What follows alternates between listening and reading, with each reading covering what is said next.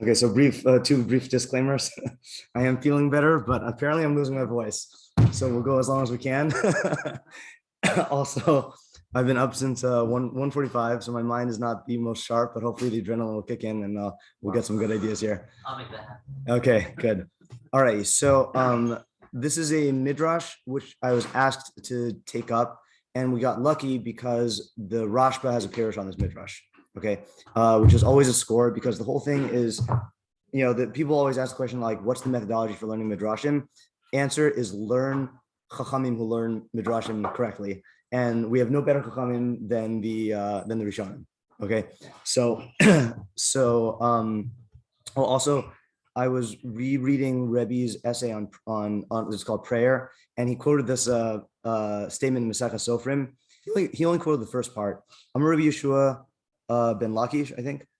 Hada agadata kasuv ba, regarding agadata, regarding the non-legalistic teachings of the Chazal. Hakosva ein lo chelek l'olam haba. Someone who writes it down has no chelek l'olam haba. V'hadorsha misbarech, and someone who expounds on it.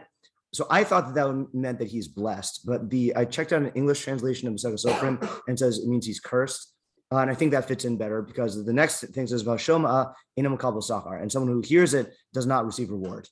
Okay, now I don't know what the last two mean, but and obviously I'm going to be expounding on it, and the Rashba expounded on it. But the first part Rebbe explained means that if you write it down, what you're doing is you're divorcing it from the Torah Sheba'al Peh guidance, and because so many agaritas have ideas that go against ikarim, then you could cause people to lose their chelek olam haba. So it's a big stumbling block. So, and obviously the irony is that this is an agarita, right? So I think this is a good example of this type of agarita, where if someone did not learn this with the ikarim, then they're going to get totally messed up. And that's why the person asked me about this, because he said, what's going on with this agarita here? Okay, just a word on the difference of the style that we're going to do here. We haven't done a midrash shiur, I don't think, since 2020. I don't think so. Usually in most of the shiurim I give, then we try to figure out everything on our own. We're really going to defer to the Rashba here. I mean, I will give us an opportunity to think about it on our own, but we're going to defer to the Rashba, and we're also not going to try to answer all the questions. We're going to try to answer the questions that he talks about. Okay, if we can answer more, great, but if not, then I'm not going to lose sleep over it. I will try not to lose sleep over it because I already have lost enough sleep. Okay, all right. So the way I see this, then it's a three-part midrash. Okay, and I'll explain why I think it's linked. It's at the very top of Berachos Daf Zayin Amud Aleph. And I will type out the translation as I go here. I'm not going to do it for the entire thing, but I will do it for the actual midrash. Okay, so Amar Rabbi Yochanan Mishum Rabbi Yossi. So wrong font. Sorry, very important. Got to get calibri here, and got to get size 11. Okay. So we have so Rabbi Yochanan said in the name of Rabbi Yossi, right? Minayin shakadosh baruch hu mispalo. From where do we know that Hakadosh Baruch Hu prays? Okay, so you could just stop there and get messed up, right? So how do we know that he does? Obviously, that raises a whole bunch of problems. Okay, but we'll just go with the flow here. Shnemar, as it is stated, v'hav yosim el harkat shiv zimakim beveis tefilasi. Okay, I actually copied and pasted the whole pasuk down here. So the whole pasuk says, this is in Yeshayahu 56:7. And it says, it only quotes the first part, but the whole pasuk is, I will bring them to my holy mountain, and I will gladden them in my house of prayer. Okay, which is referring to the base of Mikdash, obviously. Their burnt offerings, we read this yesterday, right? This is in the Kriyas Torah of the Times.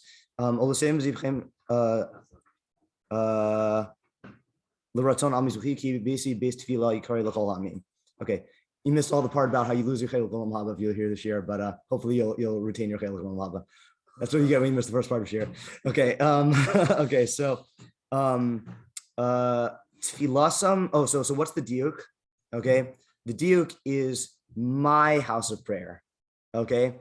So the Gemara says their house of prayer, it did not say, sorry, it was a little slow. It did not say, rather,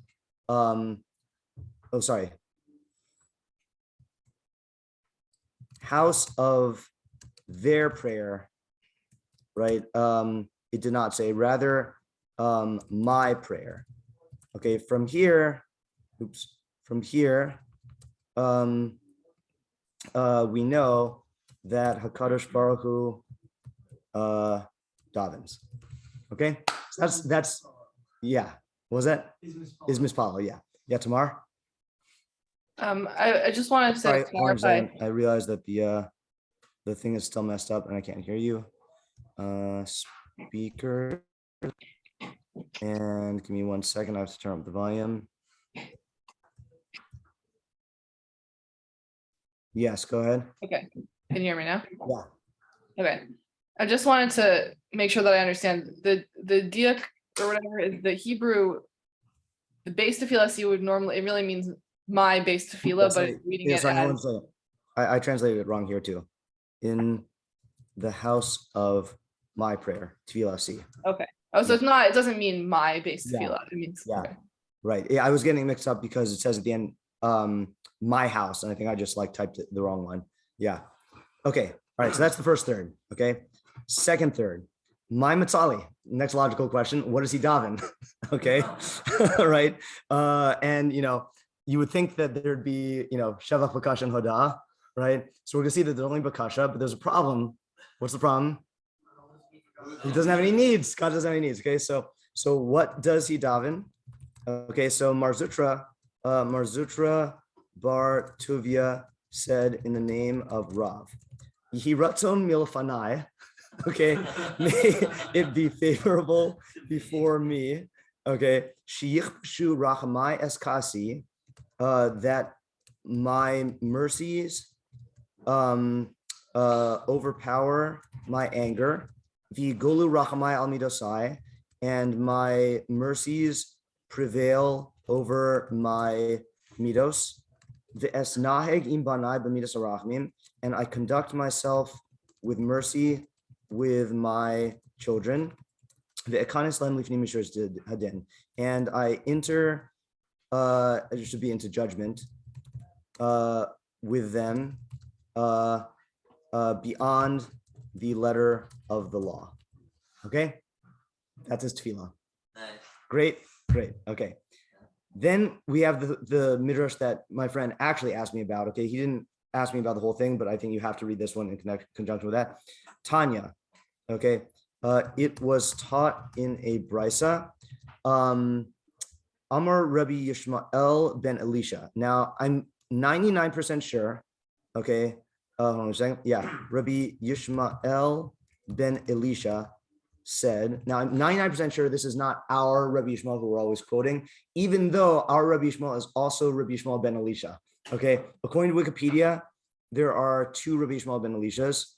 There is Rabbi Yishmael ben Elisha Nachmani, who is the one, Rabbi Yishmael, Rabbi Akiva, etc., and they even have the disambiguation. See Ishmael ben Elisha HaKohen, and not to be confused with Rabbi Yishmael ben Elisha. And this Ishmael ben Elisha HaKohen is one of the Asar Harugei Malchus. He's the one who got one of the ones who got killed, who we talk about in Ele Ezra. So I'm like 99% sure that that's the case, because you'll see that this Rabbi Yishmael was a Kohen Gadol, and it's going to say right now, oh man, my computer is so slow. Okay, hold on. Okay, so it says, Pamachas, one time, Nichnasti lahaktir k'toras lifnai v'lifnim. Right, so that's pretty good indication that he was a Kohen Gadol. I was going to offer incense in the Kodesh HaKodashim. Okay, Vra'isi, and I saw, okay, I don't know how to pronounce it, Achtriel Ka Arashem Tvakos. Okay, Achtriel, yeah. It actually, I looked up the halachos of that. And? Okay, well, first of all, who would you guess that this is? Okay, well, that's what would lead you to guess that. I think that's a good initial guess. Well, because it can't be done. Okay, well, okay, so all right, so here's the thing. So Akatriel sounds like a Malach name because Gabriel, right? But then you don't. I mean, it's a little weird to have Ka and then Yud K Vav K, Tzvakos, which are three of the proper names of God, But you're right. It'd be weird if this is God, okay? But so the Ritva says that this is the name of Hakadosh Baruch Hu, okay? I actually, what I meant when I said I looked up halachically, I was looking into this issue of this akatriel thing because the Rashba does not explain it. So if your hope is to get an idea of akatriel, then don't get your hopes up. But I remember, so I was doing a search on Bar Ilan. I remember that there was a kid, when I was in yeshiva here, there was a kid from one of the families around here whose name was Katriel, and so when I did a search, the name Katriel came up and it said that it was, there's all these halachos about proper spellings of names, like in Gittin and stuff. So I think it came up in one of those.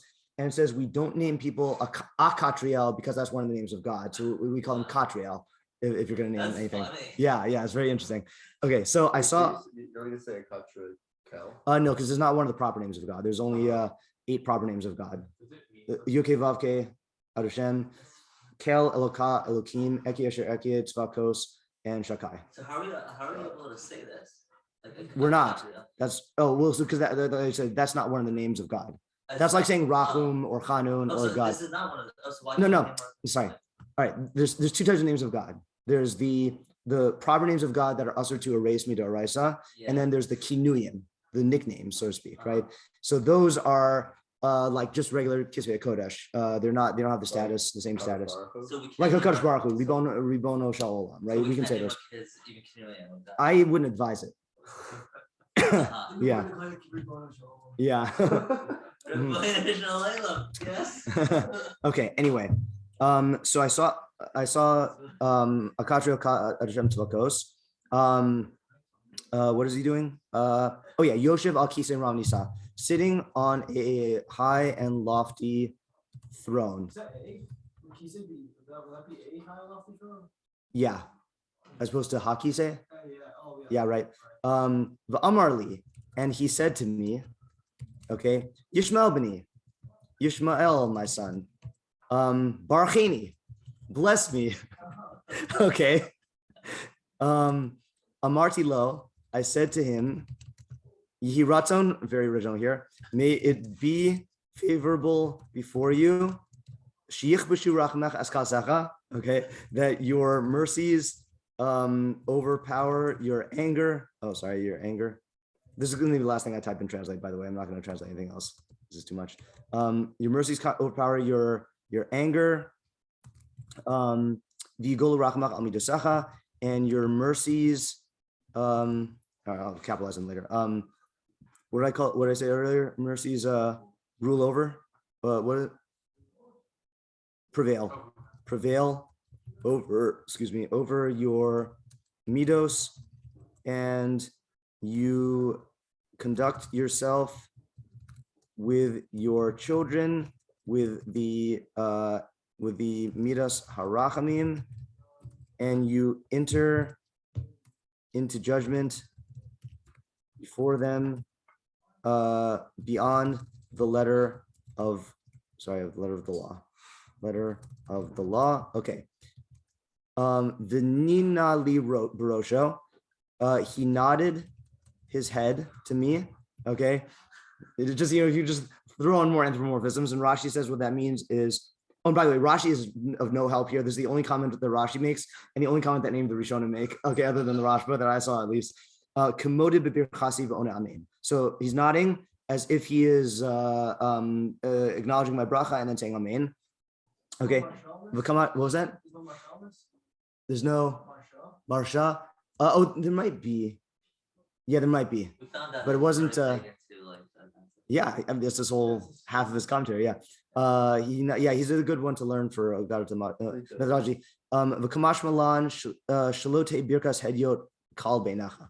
Okay, so we learn from here that the bracha of an ordinary person should not be insignificant in your eyes. How do we learn that from here?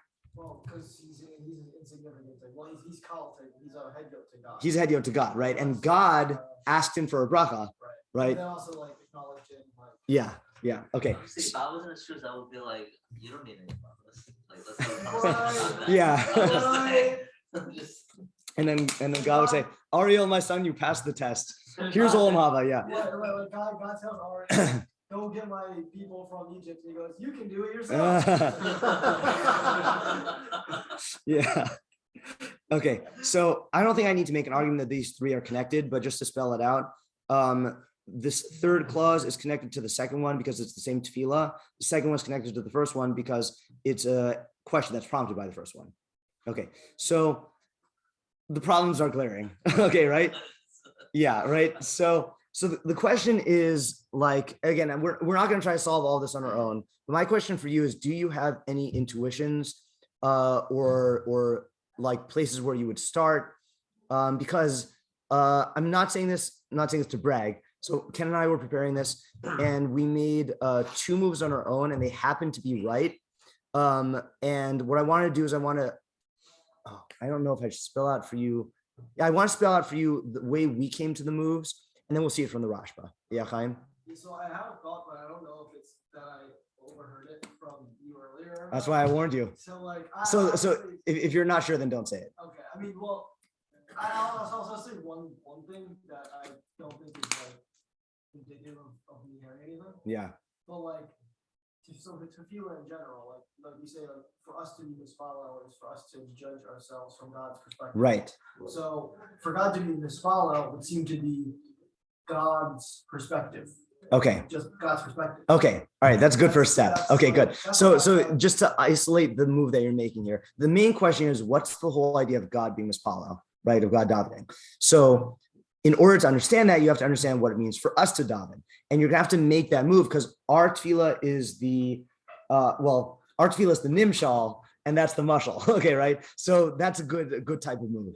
Yeah. Oren? I was just gonna say, I think an even more fundamental step is Yeah. just to say that this is all an analogy. Okay, you're right. That's Obvious step one, right? Yeah, it needs to Okay. be on the table. I You're think that's important. correct. Yes, this is all an analogy. God does not actually daven. Yeah. Yeah. Okay, very good. I'm glad you said that because we have no idea who's listening to this. Yes. Yeah, Isaiah. Yeah, it seems to me like maybe a place that you can start with all of these things. Yeah.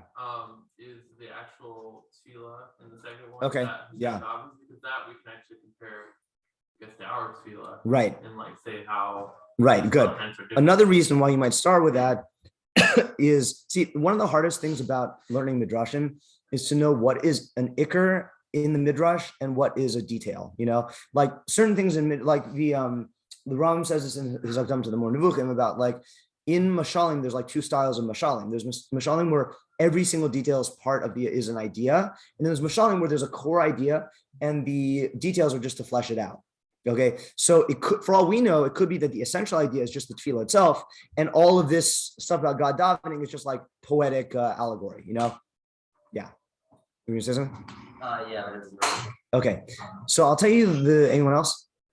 I mean, do you want to go like a full idea, like an idea? Or? Any direction, yeah. I mean, it kind of answers in the last part that we read also, like, it seems like that, he's saying that it's really, like Berachos from us is even significant as well. Right, so that's definitely part of the idea, but I feel like that is just the lesson of this brisa, but that's not the lesson of the But you God just wanna davening. focus on the first part. I want to do all of it.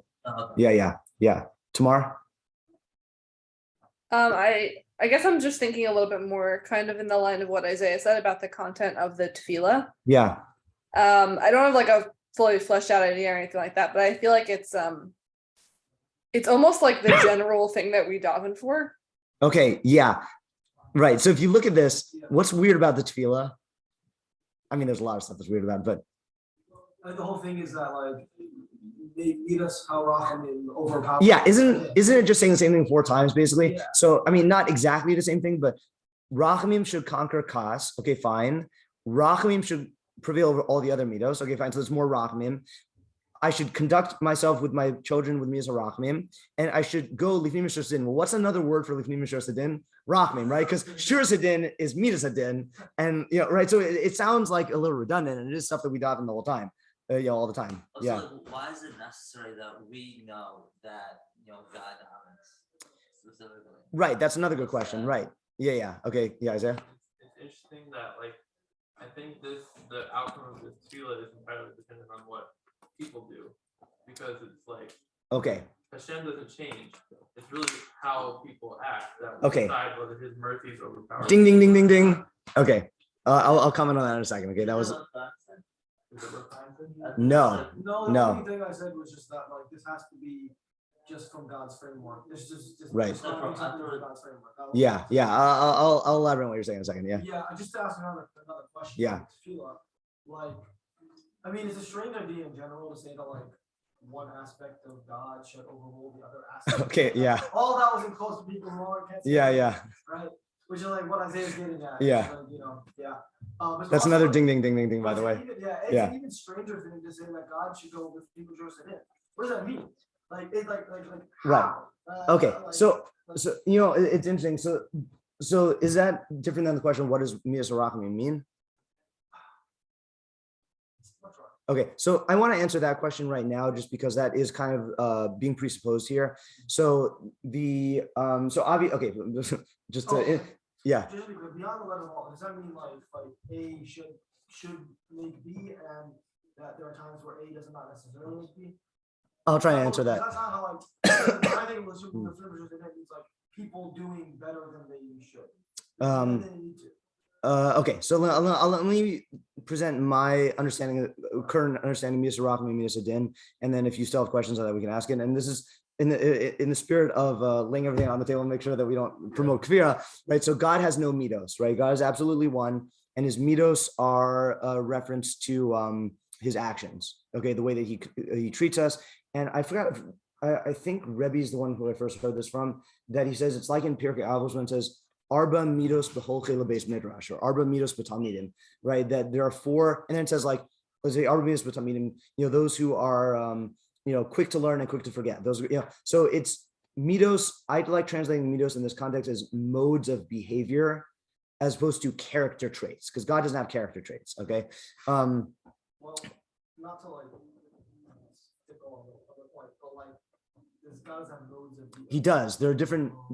Yeah, there are different actions that God does. Like what? For example. From our perspective, different. Right, that's what That's the saying. fire. That's- Right. I'm saying Okay. that means from our It's perspective. one action for him. Okay, Us so is- let me explain. Okay, so so Midas and Midas Arachim are two modes of conduct, two ways that God can relate to us. Okay, and I think I heard this analogy from the Baal HaKuntras, okay, who said that when a kli is broken, you basically have there's two ways to deal with that problem. Okay, one is to scrap it and get a new kli. The other is to fix it.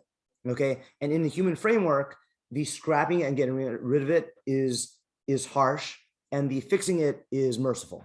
Okay, so too with a human being. When a human being does a chait, there are two ways that God can relate to us. Either he can destroy us, okay, because we deviated from his will and we undercut our right to exist. That was a whole Ne'ilah shiur. Or he can give us time and assistance in doing tshuva, which is to repair what we ourselves, right? So we call the entire class of things where God gives you what you deserve, whether in the Midas Din Shel Mata or the Midas Din Shel Mala, we call that din, it's a din. And then when he doesn't relate to you based on what you deserve, then but instead gives you an opportunity to do tshuva or extra time or assistance, we call that Midas Arachim. Another way of thinking about this is so I got this idea from Rabbi Foreman on one of his Aleph Beta videos, and he mentioned that that rachamim is the same. The word the shortish of rachamim is rechem, which is womb, right?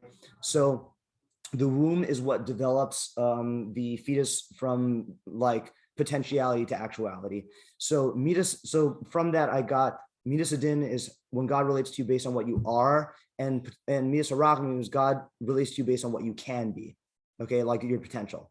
All right. So yes, these are not different from God's perspective, so to speak, but they are different. Like there's actually different stuff that goes on in the world because of this, and that's why I'm calling it modes of like Ma'aseh Hashem or actions of Hashem. Okay, so that's the general idea of Rachman. Okay, So now let me go back and comment on what Isaiah said and then comment on what you said. So the first step that we made was to say that we noticed that Tefilah is usually Shavach, Bakasha, and Hoda'ah, praise, request, and thanks. But this is only request. So we just forgot about praise and thanks for a second. We just said, what are we doing when we request something from God, right? So what are we doing when we request something from God? I want to share on that. Yeah, I know. Yeah, I've given shiur on that. And Yeah. in essence, we're kind of subjecting ourselves to God by requesting something. Can you elaborate on that? Yeah, like by the very fact that I'm requesting something. Yeah, from you, okay, like, right. I'm already putting myself. Okay, so under- you're acknowledging that the good is coming from God. Yeah. Okay, and why don't you just like get it yourself? Because I can. Because you can't. Okay, right, good. All right, good. I just wanted you to elaborate on that, right? So bakasha is an acknowledgement that we are utterly dependent on God for the good that is outside of our control to get on our own, right? If it's something within your control, you don't have bakasha for it. In fact, it would be inappropriate to daven for something that's entirely within your control. You don't ask God like to do mitzvos for you, right? Because that's in your control, right? You might ask him for help in doing mitzvos or whatever, for providing other stuff. So if the bakasha element of Tefilah is acknowledging basically that I don't have control over bringing about this good, okay, but expressing a desire for this good to come about. So what would Tefilah for God be if you flip that? Yeah, if bakasha for us is acknowledging that I don't have control over this good, but I want this good to come about. Yeah. He wants the good to be like given to the people who he doesn't have control over. Okay. So you must say, right, that God's Tefilah is in regards to stuff that he doesn't control, right? And what's the only thing that God doesn't control? Bechira, free will. Okay, right? So this is I think it might be stated in multiple places in Berachos Daf Lamed Gimel and Beis. Amar Rabbi Chanina Hakol B'dei Shemaim Chutz Mir Shemayim. Everything is. Are you doing this with Pesach now in Shimon Prakim or? Oh, fine. Okay. Hakol B'dei Shemaim Chutz Mir Shemayim. Everything is in the hands of heaven except for the fear of heaven. Shneimar, as it says, V'ata Yisrael Ma'ashem L'kach Shalom Yimach Kim Liyar V'gomer. So what does Hashem your God ask of you? Only to fear him. Okay. So that's the one thing that God, we can't say we don't say he can't control, because obviously he could take away Paro's free will, but he does not control free will. So you're saying that, so the pasuk even says it there itself, right? It says, what does he ask from you? Right. Yeah. Oh, that's a good point. That's a good point. Yeah. I didn't even. Okay. That's actually, I didn't even notice that, even though I've been thinking about this for a long time. Okay. Yeah. So that's like what Isaiah was saying is ultimately, how is this going to come about that we get God's rachamim? What's the only way it could come about? No. If we act in a way that is deserving of mercy. Okay. And in fact, this is, again, I've said this many times, the most important shiur I've ever given is the Yugam Midas HaRachamim shiur. And that's the whole idea of the shiur, is, I'm just going to quote the pasuk that the Rabag quotes in Kisisa, when Moshe Rabbeinu first learns the Yugam Midos, and he asks Hashem to have mercy on the people. Hashem says, Ani avir kol tuvi al panacha v'karasi b'shem Hashem lefinacha v'chanosi es asher achon v'rechamti es asher achem. I will be gracious to the one who I will be gracious to, and I will have mercy to the one who I am merciful to. And the Rabag on that says, let me see if I can find the Rabag. If I can't, then I'm not gonna, I'll just paraphrase it. Okay, Rabag, your Parsha.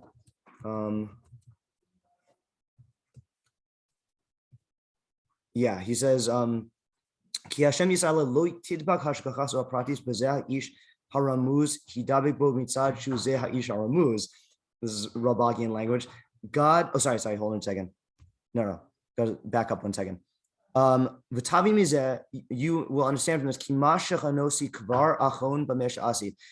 The one who I have had, who I behaved graciously towards in the past, is the one who I will behave graciously towards in the future. And the one who I will have mercy on is the one who I had mercy on in the past.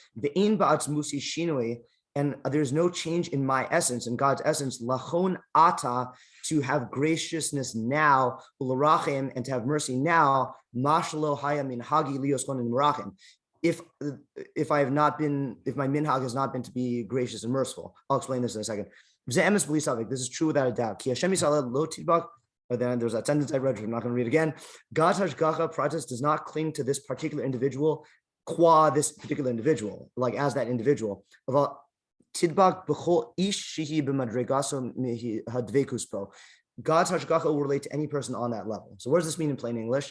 What it means is that we said this in the Berachos shiur about the Sefer Chinuch with the water faucet, is that the faucet is always open, but in order to get the water, you have to put the cup underneath it. So God's mercy is always there for people who align themselves with it. But in order to get his mercy, you have to align yourself with his mercy, and God will not change. So it's not like a human being where you go to your mom and you beg, please let me go to the park, okay, or whatever kids beg for these days, where the mom is not merciful to you. And then you appeal to her, and then you cause a change in her, and then now she's merciful to you. No, with God, you can't bribe God, right? That's the idea of lo yikach shochad. God doesn't take a bribe, right? Okay, so the only way that God's Tefilah, so this is not in God's control to bring about this mercy, which is why he has to daven for it, so to speak, okay, from us, okay? Why is it mercy if a person's already bringing themselves in line? So it's mercy because, okay, good question. So this is not mercy in the sense of lots of things. It's not mercy in the sense of, I'm trying to think which one's most direct to what you're saying. Let's say it in positive. This is mercy in the sense of that I said before, which is you are aligning yourself with God's hashgacha of rehabilitation. So it's mercy in the sense that it brings that which is on, I think the way I defined it in the midrash shiur based on the Rashba is mercy is that which brings something from a lower state of existence or development to a more actualized state of existence or development. So that's the sense in which it's merciful. Like think of it like a rechem is a really good example, right? How is a womb merciful? Because it takes something that has only potential existence and it actualizes it. So it's not like human mercy. Yeah. Okay. So that was the first move that we made, which I think is what you were saying. It's just that we fleshed it out from this idea of Tefilah. Now, again, bear in mind that when I was preparing this with Ken, this was just our own speculations. We had no idea whether this was true or not. And this is why, again, we need the Rashba, which we haven't even started yet, but that's okay. Yeah. Why, if that's the case, then why is the prayer what it is and not something like, may either one of my children that they do such and such? Okay. That's another good question. That one I hope to answer through the Rashba. Okay. The next step the second step we made, this has got to go down in history as one of the worst out of context lines in a chavrusa that has ever been uttered, is we were sitting there thinking, and so then Ken goes, so like he has parts, right? And I'm like, yeah, you have to say God has parts, because, and what we meant was what you said, which is that in the mushal, there's parts, right? There's God, and then there's I just wanted to cut that out.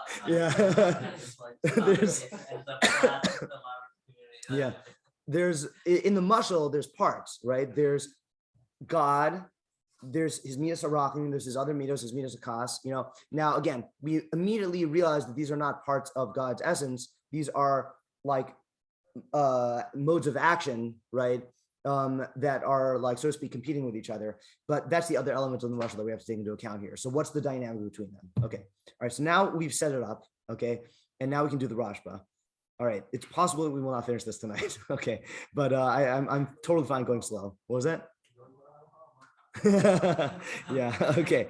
We'll try to get you Olam Haba this time. Okay. Yeah. All right. So we're going to switch to the Rashba. Now, just so you, could I just, can you hand me that for a second? I just want to show the screen. Okay, so the volume here is in the Mossad Harav Kook blue editions, which in yeshiva is on the shelf closest to the door on that side. And it says Pirush HaHaggados. It is an amazing collection of commentaries on his Aggadot, and I don't think it's printed in the standard like Pirush on Shas. I think it's a separate volume. But if you go through this, I mean, it's fun to just like read through the different midrashim and then like pick one to do, but also the Hakdama pulls in tons of quotations from the many tshuvos of the Rashba on where he gives you methodology in Aggadot. So that's also its own valuable endeavor. Okay, so that's just something to get. Okay, apparently it's so good I accidentally bought two of them. I think I thought that I didn't have one. Okay, so so he starts off by saying, Yesh, so this is, he quotes the whole thing. He says, Yesh b'Haggadah zo sod niskav ma'od, gam yesh la chitzon nachal. So he says, there is in this midrash a very exalted secret, but there's also an external meaning that's very good. Now, the Rashba's policy, so the way he learns midrashim is he says, there are midrashim that have two layers, right? So to use the Rambam's use of Shlomo Melech's mashal, there are the golden apples encased in silver filigree, lattice work, okay? Where there's a valuable outside and a valuable inside, okay? Then there are midrashim, he says, that the outside is completely worthless and the only idea is the valuable inside. And then there are other midrashim, this is the tricky one, where there is no valuable inside, and the only thing is the outside. Okay, what was that? How's that much? Sounds like a Bible, no? It is a mashal in the sense that the usage of it is not in the realm of the esoteric. So it still has a valuable idea, but it's not gold level value. I mean, how's it like a muscle?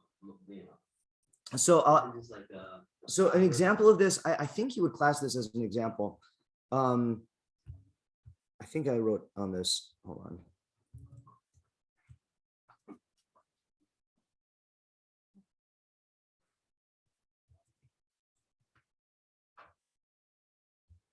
Singing fetuses. What? Y- yeah. Berachos 50a.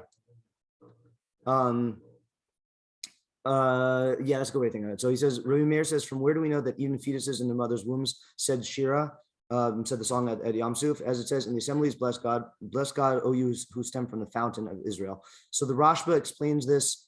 Okay, well, I'm not going to spoil the thing. But he explains this, and it ends up being an idea about, I think it's about, if I don't even remember, it might be about Shavach. Okay, but it's not something that's esoteric. It doesn't have like a meaning. See, the Rashba does not explain his esoteric ideas. Okay, unlike the Meiri, who will at least like allude to it, or the Rabag, who seems to hold there's no such thing as secrets. It'll be an idea that like is accessible to everybody. So he's calling silver, but the gold he's not giving us. Okay, so he introduces by saying that there are two levels here. Okay. And then he's not going to explain the sod. And then the first thing he does is he quotes Rav Haigon's. No, is this Rav Haigon? Or is this? Rav Haigon. Okay.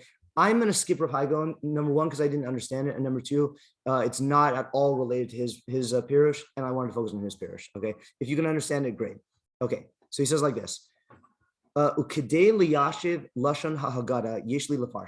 to explain the language of the midrash, I will explain it. Okay. Okay, good. Sorry, that was a bad translation. I'm going to give you a little preface that will allow you to understand the whole thing clearly. Namely, this is going to tie into last week's share.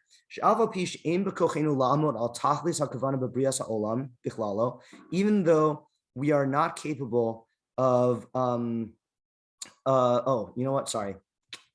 I gotta stop this recording for 1 second. No, stop. I gotta pause. Okay.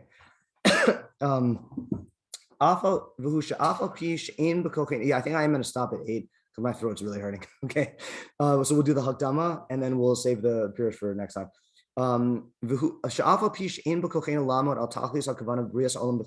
Even though we cannot understand, it's not in our capacity to understand the objective of the creation in its entirety. Okay, all the more so in its details. What is it? Okay, I see everyone like looking at each other, like alluding. Like, do you guys know the purpose of the world? Excellent. Okay. Okay. So Gilalano Kasuf Shakel Bara Kol Lichbodo Yisparach Lisbonin Mibriosav Bikatas Godal Adon Yisparach. So the Torah revealed to us that God created everything for his glory, blessed is he, so that that in order to apprehend from his creations some part of the greatness of the Lord of everything. Okay. Where did we recently reference this idea? No. Was it yesterday? It was last week, this day. Oh. It must have been in the shiur then. Yeah. Sheva Berachos. Where do we reference in the Sheva Berachos? Shakol bar lichvodo. Okay, this is literally a bracha. Okay, so it's the bracha itself states the purpose of the universe, which God created everything for His glory. All right, and we said what that means is that I think we quoted the Yad Ramah last time, that everything exists that manifests God's glory, and the human beings are the ones who can appreciate that. Okay, so he quotes several psukim here. Kamru, so this is actually the pasuk that was quoted in the פירוש we were learning. Kol nikra bishmi. I type them up here. Yeshayahu 43:7. Kol nikra bishmi lichvodi barasiv yitzartiv afasisiv. Everyone who's called by my name and whom I created for my glory, whom I fashioned even perfected. It's a partial sentence. Okay, and then the second one is Hashem misaprin kvod kel, right? This one we know from Shabbos davening. Tilim yotes beis. Hashem misaprin kvod kel. Ma'aseh yadav makid harakia. The heavens declare the glory of God, and the firmament tells of His handiwork. And then one more, which I had never heard of before in Chavakuk. Eloah teman yavo v'kadosh mehar paran sela kis Hashemayim hodo usilaso malah haaretz. God came from the south, the Holy One from Mount Paran. That's reference to Har Sinai, which is in the south of Israel. His glory covered the heavens and His praise filled the earth. Right. So the idea, we've talked about this a lot in Tehillim, right? But what's the idea of Hashemayim misaprim kavod kel? Because it works in line with God's will. Right. So how's misaprim kavodo? You can study it and appreciate the chacham, and that will add glory to Hashem, right? But is it? But I mean, it would still be glorious, even if there was no one to. Yeah, that's true. Right. Yeah.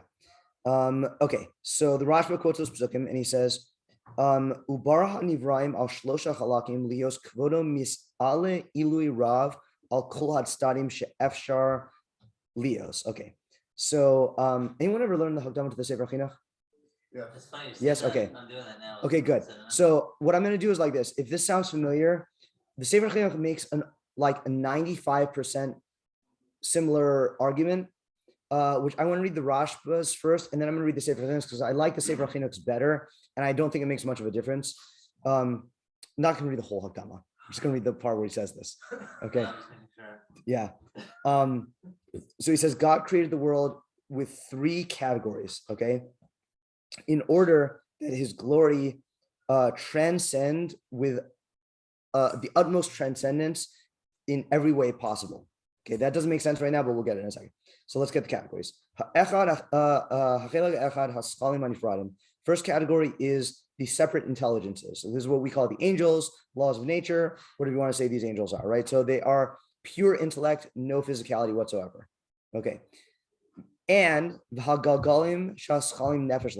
and the spheres, celestial spheres with the intelligences as the souls of them. Now, we now know that there's no such thing as celestial spheres, and we know that the heavenly bodies don't have intelligences. But you'll see that the Rashba was one step ahead of the Sefer HaChinach, because the Sefer HaChinach held that there were 4 categories. Okay, and so whatever. Okay, fine. Vasheni, the second category, Hanivraim Ha'artzim, earthly phenomena, terrestrial phenomena, Arets v'toldos like the earth and its varieties, Kimatechos, like minerals, v'asavim, and plants, v'hachaish, and medaber, and animals. Okay, so like all earthly things except humans. Okay, v'hashlish, and so those are all completely material things. V'shlishi hamin ha'enushi hamurkav min haschalim min ha'artzim, and then the third is the human species, which is a hybrid of intellect and material. Okay, yeah. We would say like the planets and stars and stuff are in the second category, the physical. Are in the physical category, yeah. Okay.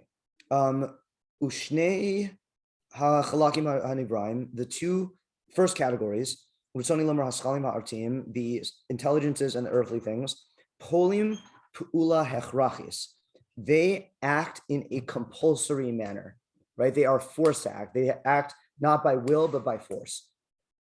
Hamaskilim b'seichel, the intelligences act through intellect, whatever that means, okay? Just think of it as like gravity gravitates. That's what it does, okay, right? Gravity just like it does its thing, not through any physical properties. And again, if you want like elaborate adaptations from Aristotelian physics to modern day. Ask Rabbi Zimmer, ask Rabbi Trackman. Okay, I don't know this stuff. All I know is that in my layman's understanding, gravity is a law of nature. And what we mean by calling it a law is that it operates on physical things, but gravity itself is not a physical thing, right? It's, what do you call it? Like, whatever it is, right? You can't like hold gravity. It doesn't have any dimensions, but gravity acts on things. So that means it acts based on seichel, non-physical force. Va'artzim b'teva, and material things act based on nature, right? Okay. Umishneim kiluso yisparach ole b'pu'ulasam hatmidios. And from both of them, the praises of God arise from their constant actions. So that's like what you were saying with the heavens doing their thing.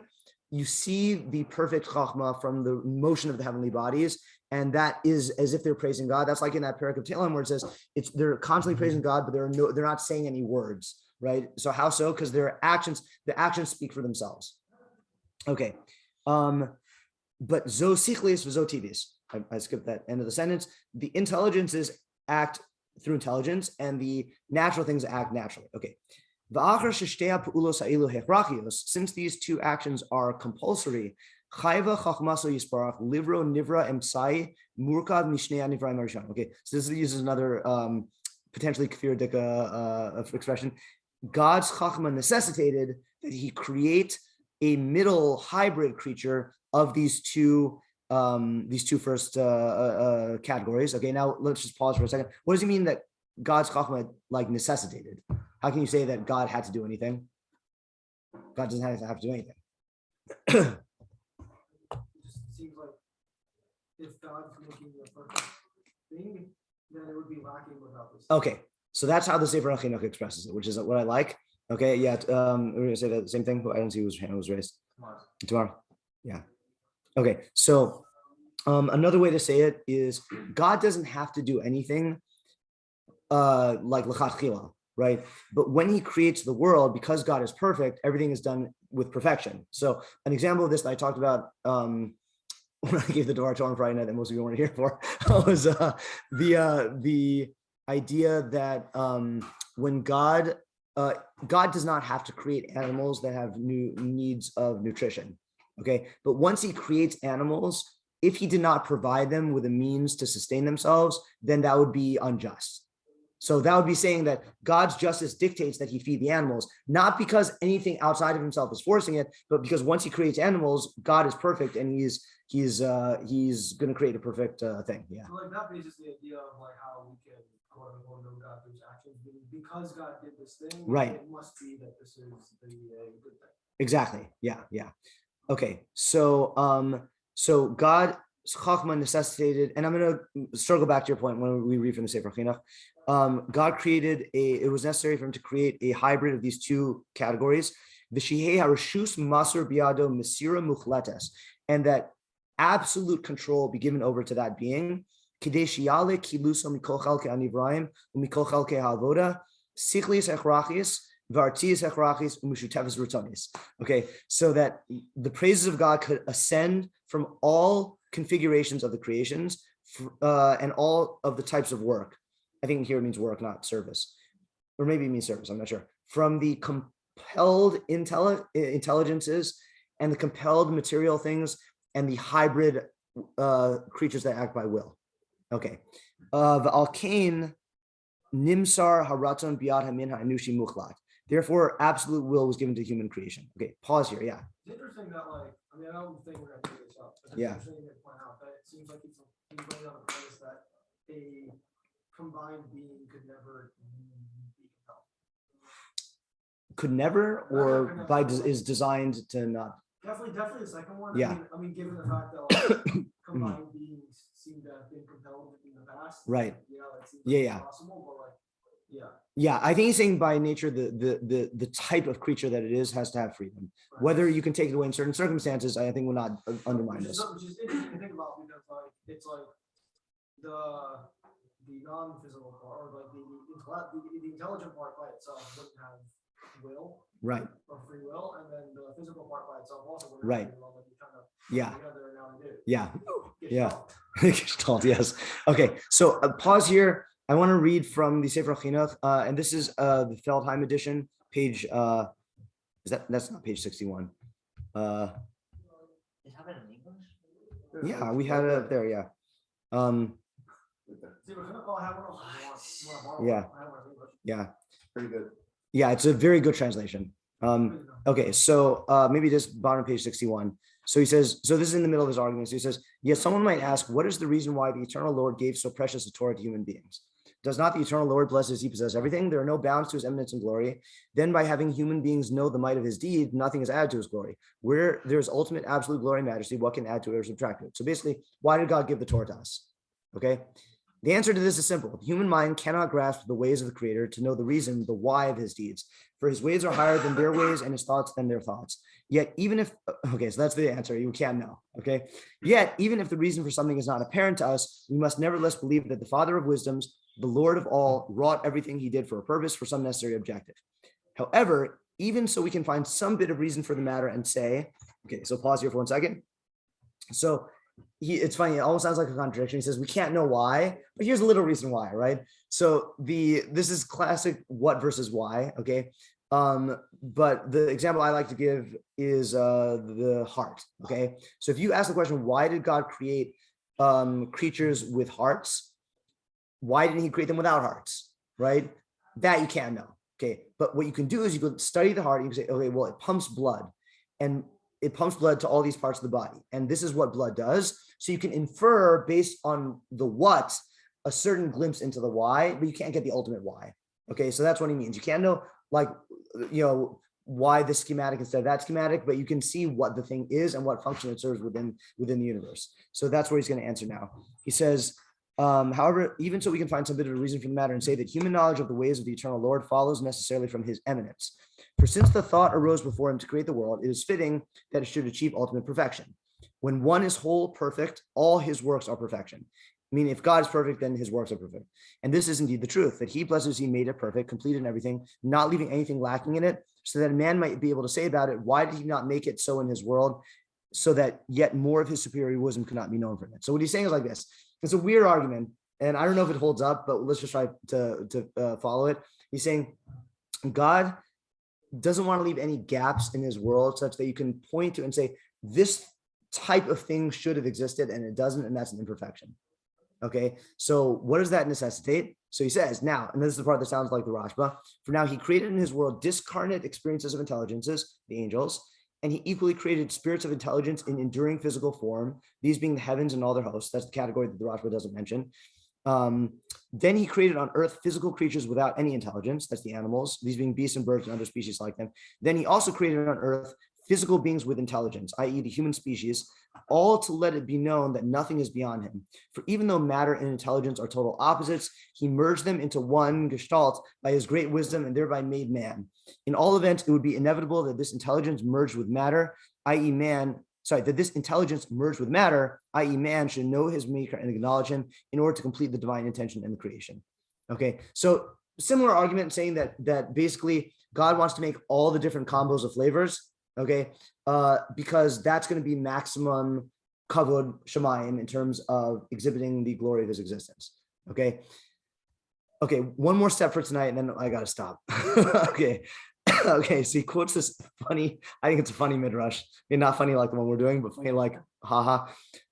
Ukmo shiramzu, as it alludes in Berachos Rashba. So I got our version of Berachos Rashba because it's more complete here.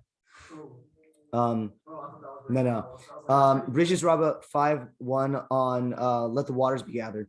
Rabba Bar Kahana said in the name of Rabbi Levi, HaKadosh Baruch Hu said, let the waters be gathered to me so as to perform what I will one day do with them. Okay, this may be compared to a king who built a palace and tenanted it, this is Santino's translation, with mute people, okay, who would rise early and pay their respects to the king with gestures, with their fingers, with their handkerchiefs. Okay, so like they're all honoring the king with all this. The king said, if these who are mute rise early and pay their respects with their fingers and with their kerchiefs, how much more would they do if they possess all their faculties? Thereupon the king, tenanted with men gifted with speech, arose and pulled out January 6th and seized the palace, asserting, this is not the king's palace, it is our palace. Okay, so they just took over the palace and claimed that it's theirs, okay? Then led the palace return to its original state, the king ordered. Okay, so similarly, at the very beginning of the world's creation, the praise of HaKadosh Baruch Hu only ascended from the water, as it is written, from the Mikolos Maim Rabim, from the voices of many waters. And what did they proclaim? Ma'adir b'marom ad Hashem, mighty on high is Hashem. Said HaKadosh Baruch Hu, if these which have neither mouth nor speech praise me, how much more will I be praised when man is created? But the generation of the flood arose and rebelled against him. The generation of Enosh arose and rebelled against him. The generation of the dispersion arose and rebelled against him. Thereupon HaKadosh Baruch Hu said, let these be removed and the former arise and come in their place. Hence it is written, and the rain was upon the earth for 40 days and 40 nights. Okay, so that's what he did. And then now we're back to the waters praising God. Okay, so Sorry, what was that source? I think I missed the heading. What was that you were just quoting? This whole thing. Okay, thanks. Yeah, which is a collection of midrashim on Berachos. Okay, so does he say what the point is here? Oh, so he says now, this is the last point here. So he says, it's fine. He quotes the whole thing up until Kach HaKadosh Baruch Hu, and then he just etc. is it. Okay, Kamoshi's Kirusham. Hadiurin ha'elemim, the mute tenants, elu, in the mashal, heim hanivraim hartzim, those are the earthly creations, shemaramzim be'etzba mitoch sidur pu'ulasam tivis kavodo yisbarach. They are the earthly creations which point with their finger at the order, mitoch sidur pu'ulasan, out of the order of their natural activity to the kavod of God Yisbarach. V'ratza lahamid, hold on, 157. Yeah, v'ratza lahamid sham min hanushi shepolim pu'ula ritzonis. So God wanted to set up a human species who acts out of will. V'heim polim kecheptam tov and they can act in line with their desire for good or for bad. V'af ki masar lahem Yisbarach harishus hamuchlat. Even though God gave them absolute choice, the Sam Osam Al. Okay, this is going to give me a teaser for the next part. And even though he left them to their choices, Lo Zaz Michabiv Briosav Rote B'Hatzlachasam Ubikumam B'Himashcham Achrei Seichel Ubichirasam B'Chaim Ubetov. God did not refrain from treating them with belovedness by providing for their success and their continued existence, by making them be drawn after the seichel and choosing life and good, and teaching them the good ways of life. Okay, I'm going to say this in other words, which is another one of the things I quote a lot, which is the Rabag's first Hagdama to his Pirush on Torah. So he says, just going to do the first paragraph here. Blessed and exalted be the rock who with his understanding, his wisdom, and his knowledge gives existence to all existing things, the existence of which manifests a wisdom and beneficence that none but he can completely grasp. Praise be the creator who out of his desire to benefit these existences and to bring them from deficient existence to complete existence, directed his hashgacha upon these lowly existences, developing them stage by stage until he reached the existence of man. So we're here up now to creating man. Okay, now here's the part that corresponds to the Rashba. In addition to directing his hashgacha on man's existence in the wondrous design of his anatomy, his abilities, and the faculties by which his physical existence is preserved, he did not refrain from directing his hashgacha on man by guiding him on the path to true perfection, man's ultimate state of existence, for the sake of which this lowly material existence was endowed with form to the extent that it is. He did this by giving us the divine Torah, which is a regimen that brings those who practice it properly to true success. So what he's saying is God could have just created man, creature with free will, and said, okay, you're on your own. But he didn't do that. Instead, he gave us the Torah, which guides us to live in line with our seichel, to be able to appreciate his chachma. Okay, and the cutesy way I came up with, thank you very much. Cough drops. No, they're not. I'm gonna die when I have them, but it'll be worth it. I'll die with a smooth throat. Okay, so so what was I gonna say? Oh yeah. So the way that the cutesy way to summarize this here is God made everything l'chvodo. All of the non-free will creations reflect his kavod, and then this creation reflects on his kavod from those creations. Okay, and that is where we'll have to stop for today. Okay, so that was his hakdama to explain the rest of the midrash. But now you can think about the midrash for a week and come up with all the answers on your own. Okay, yeah. Okay, thanks for coming. Yeah. So I guess what this means is the